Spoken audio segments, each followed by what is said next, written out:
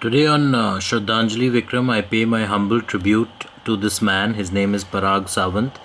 He was comatose, that is, in a vegetative state for 9 years, and finally he's died. He was one of the victims of the 2006 Mumbai train blast, which occurred. And here are some more details. He was comatose for 9 years. 2006 Mumbai train blast victim dies. He was aged to only 27. He was traveling in a Churchgate Virar train to his home when a bomb ripped apart a coach of the suburban local near Bhayandar.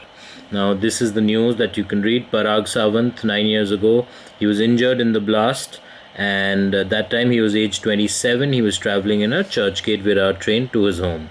Poor fellow, and this is his image.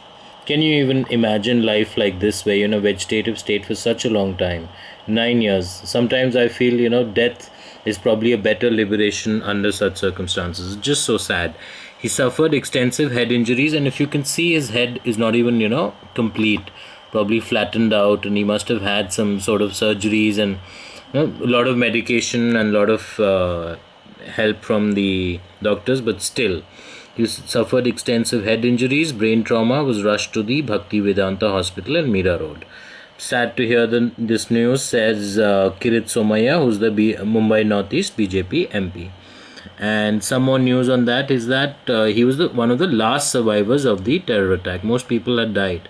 Now 36, he was survived by his wife Preeti and minor daughter Praniti, who didn't even get an opportunity to really, see him as such in the normal state that he was, because he had already lapsed into his vegetative state.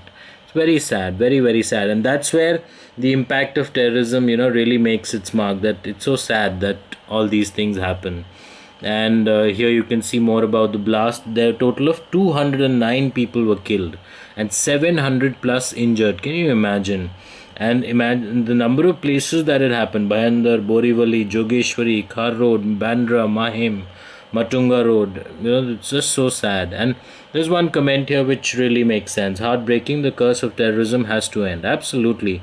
UNO must play a proactive role in promoting peace rather than lying in vegetative state on life support. UNO has pursued more wars of vested interest than peace. That's so true. It's so true that it has pursued a lot of these wars which have not really, led to any kind of fruition. But in this state, when it comes to terrorism, there's definitely a lot more which needs to be done. So in conclusion, my tributes to Parag Sawant.